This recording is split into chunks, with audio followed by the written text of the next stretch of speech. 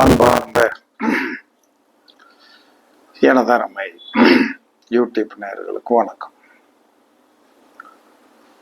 இதுவும் ஒரு முக்கியமான பதிவு. எல்லோரும் தெரிந்து கொள்ள வேண்டிய அற்புதமான ரகசியம். ஜோதிடத்துல நம்மளுடைய முன்னோர்கள் நமக்கு சொல்லி வைத்து போன அளப்பரிய விஷயங்கள் இருக்குது. அதை நம்ம தெரிஞ்சுக்கிடாம நம்மளுடைய வாழ்க்கைக்கு தேவையானது என்னது, பொருளாதாரம் வேணுமே அப்படிங்கிறதான் நம்ம பார்த்துட்டு இருக்கோம். அது தேவைதான். அறிவுபூர்வமான சில விஷயங்களை தெரிந்து கொண்டால்தான் நாம் என்ன கர்மாவுக்காக பிறந்திருக்கோம் என்று சொல்லக்கூடிய ஒரு ரகசியம். இப்ப என்ன கர்மாவுக்காக பிறந்திருக்கிறோம், எதில் நாம் தினமும் கஷ்டப்படுகிறோம் அப்படிங்கிறத நம்ம எப்படி தெரிஞ்சுக்கிட்டுறது அப்படின்னு சொல்லக்கூடிய ஒரு அற்புதமான ரகசியம் இருக்கு. இப்ப குரு இருக்கிறார் இல்லையா, நம்மளுடைய ஜாதகத்தில் குரு இருக்கின்ற இடத்திற்கு 6ஆம் இடம் பிரச்சனைக்குரியது. குரு நின்ற இடத்திற்கு 6ஆம் இடம் நமக்கு பிரச்சனைக்குரியது. இது ஜெனரல் ப்ரிடிக்ஷன். அது லக்கணத்துக்கு எத்தனாம் இடமா அந்த இடத்தில் ஒரு போராட்டமான தன்மை இருந்து கொண்டே இருக்கும். அதுதான் வினையோடைய அற்புதமான வினை பயனை நாம் அனுபவித்துக் கொண்டிருக்கிறோம் என்பதை நீங்கள் தெரிந்து என்ன செய்ய முடியும், அந்த இடத்திற்குண்டான லீக்கேஜை நாம் சரி செய்வதற்கு மட்டும்தான் தெரிந்து கொள்ள வேண்டும். ஒரு லீக்கேஜ் இருக்குது, அதை எப்படியாவது சரி பண்ணாதான் அந்த இடம் நமக்கு சரியா வரும் அப்படிங்கிறத நீங்க தெரிஞ்சுக்கிட்டீங்கன்னா பயம் இல்லாமல் இருக்கலாம். எதில் பிரச்சனை, லக்கணத்துக்கு 2ஆம் இடமா அல்லது லக்கணமே பிரச்சனைமா, 3ஆம் இடம் பிரச்சனையா, 4ஆம் இடமா, 5, 6, 7, 8, 9, 12ஆம் இடம் பிரச்சனை. இது 100% உண்மை.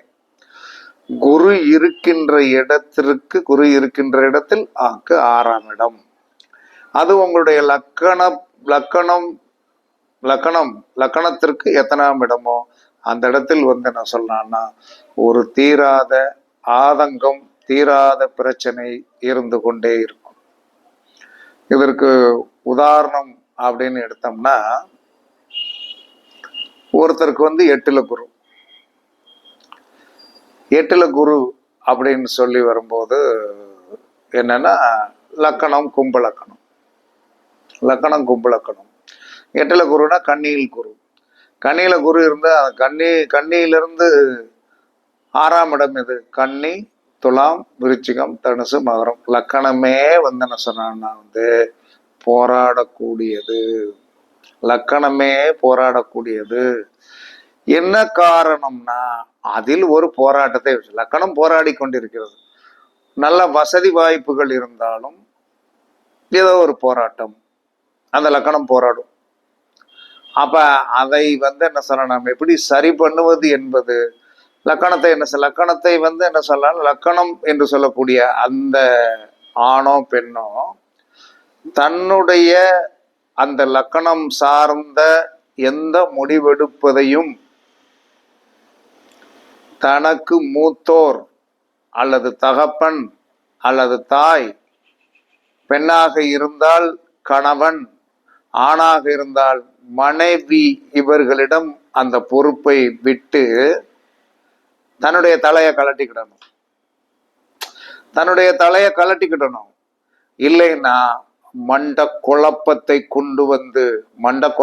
கொண்டு வந்து பெரிய பிரச்சனைக்குரிய நபராக, பிரச்சனை தனக்குத்தானே தலையில மண்ணள்ளி போடக்கூடிய ஒரு சூழ்நிலை இலகுவாக வந்துடும்.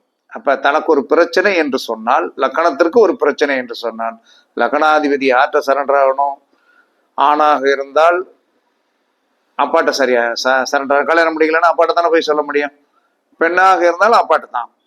கல்யாணம் முடிச்சுட்டா ஆணாக இருந்தாலும் பெண்ணாலும் தன்னுடைய கணவரிடமோ மனைவியிடமோ சொல்லி அதுக்கு ஒரு நிவாரணம் தேட வேண்டும். தானாக தேடக்கூடாது.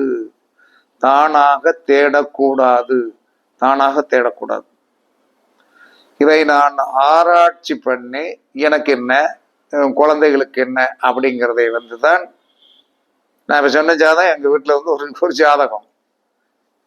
அந்த கடைசியில முடிவுரை என்பது என்கிட்ட மட்டும்தான் வரும். எல்லாம் பார்த்தாலுமே வந்து இதுக்கு நான் இப்படி செய்ய போறேன், எனக்கு வந்து என்ன சொல்றீங்க, இது இப்படி பண்ணு, பேசாம இரு அப்படின்னு நான் சொல்லுவேன். என்ன காரணம்னா, லக்கணமே வந்து என்ன சொன்னா குருவுக்கு 6ஆம் இடமாக வந்து விட்டால் நாம் என்ன செய்வது? விதியின் கோட்பாடு அதுதான். அதை ஒன்றும் நாம் செய்ய முடியாது. அப்ப ஒன்றும் செய்ய முடியாது என்று சொல்லி வரும்போது நாம் வந்து அதில் பொறுமை காக்க வேண்டும். இப்ப எனக்கெல்லாம் 2ஆம் இடம். நான் அதிகமா ஏன் 2ஆம் இடம் வந்து குரு இருக்கின்ற இடத்திற்கு 6ஆம் இடம் எனக்கு 2ஆம் இடம், லக்னத்துக்கு 2ஆம் இடம் அப்படிங்கும்போது அதிகமாக யாரிடமும் தேவையில்லாமல் பேச மாட்டேன். என்ன காரணம்? வாயை வச்சு பிரச்சனை உண்டு பண்ணிடுவான். பொருளாதாரத்தில் வந்து நான் ஜெயிப்பதற்கு காரணம் ஜோதிடம், அது வேறு விஷயம். ஆனால் அதை கொண்டு வந்து இந்த 28 ஆண்டுகளில் இந்த ஜோதிடத்துறைக்குள் இருந்து கொண்டு போய் கொடுத்து ஒரு நிம்மதியான தன்மையை இன்று வரை விட மாட்டான். காலைல 10 மணிக்கு ஆபீஸ் பண்ணுவேன். 6 மணிக்குள்ள எப்படி இதை கொண்டு வருவது. சரி, கொண்டு வந்து சந்தோஷமா கொண்டு போயாச்சுனாலும் அன்னைக்கு ராத்திரி நிம்மதி இருக்காது. இதே மாதிரி ஒவ்வொரு கட்டங்களுக்கும் உங்களுடைய லக்கணத்திற்கு 6ஆம் இடம் என்பது, உங்களுடைய லக்கணத்திற்கு 6ஆம் இடம் என்பது, குரு நின்ற இடத்திற்கு 6ஆம் இடம் என்பதை நீங்கள் பரிசித்து பாருங்கள். இது ஒரு அற்புதமான பதிவு. இந்த அற்புதமான பதிவை வந்து என்ன சொல்றேன்னா, உங்களுக்கு ஏன் சொல்றேன்னா, நீங்கள் தெரிந்து வைத்துக் கொள்ளுங்கள். ஒவ்வொரு இடத்திற்குண்டான காரத்துவத்தை நீங்கள் புரிந்து கொண்டால், லக்கணம்னா என்ன காரத்துவம், 2ஆம் இடம்னா என்ன காரத்துவம், 3ஆம் இடம்னா என்ன காரத்துவம், 4ஆம் இடம்னா என்ன காரத்துவம், 5, 6, 7, 8, 9, 10, 11, 12 வரைக்கும் காரகத்துவத்தை நன்றாக புரிந்திருக்க வேண்டும்.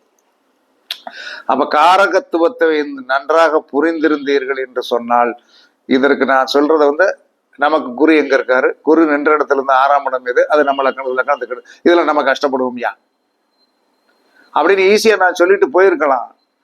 ஈஸியா வந்து எப்பயுமே வந்து ஜோதிடத்தை நீங்கள் வந்து 2 உதாரணங்கள் சொல்லி எல்லா மனிதனுமே இலகுவாக புரிந்து கொள்ளக்கூடிய தன்மையில் இருந்திருந்தால், ஏன் எல்லாரும் வந்து போராடி கொண்டே இருக்கிறோம்? அப்ப யாருமே போராட பிறந்தவர்கள் தான் இந்த பூமியில் வந்து என்ன சொன்ன நிம்மதியாக இருக்க யாரும் பிறந்தவர்கள் அல்ல என்பது என்னுடைய தனிப்பட்ட கருத்து. அப்ப ஒரு நபருக்கு வந்து என்ன சொன்னா கும்பலக்கணம் தான், 4ல வந்து என்ன சொன்னா குரு, 4ஆம் இடத்துல இருந்து 6ஆம் இடம் வந்து என்ன சொன்னா லக்கணத்துக்கு 9ஆம் இடமா வந்துடும். அப்ப ஆன்மீக இடத்திற்கு செல்லும் போது 9ஆம் இடம் குரு நின்ற இடத்திற்கு, குரு ரிஷபத்துல நிற்கிறாரு. ரிஷபத்துல நின்னா குரு நின்ற இடத்திற்கு 6ஆம் இடம் வந்து துலாமு, லக்கணம் கும்பலக்கணம், 9ஆம் இடம். 9ஆம் இடம் என்பது தகப்பன் வழி உறவு, தகப்பன் வழி உறவு, ஆன்மீக சம்பந்தமான கோவில்களுக்கு செல்லுதல், கோவில்களில் வந்து என்ன சொன்ன வழிபாட்டு தன்மைகள் செய்யும் போது ரொம்ப கவனமாக இருக்கணும். பாக்கியத்தை அனுபவிக்கும் போது, 9ஆம் இடம் என்பது ஒரு அற்புதமான பாக்கியம்.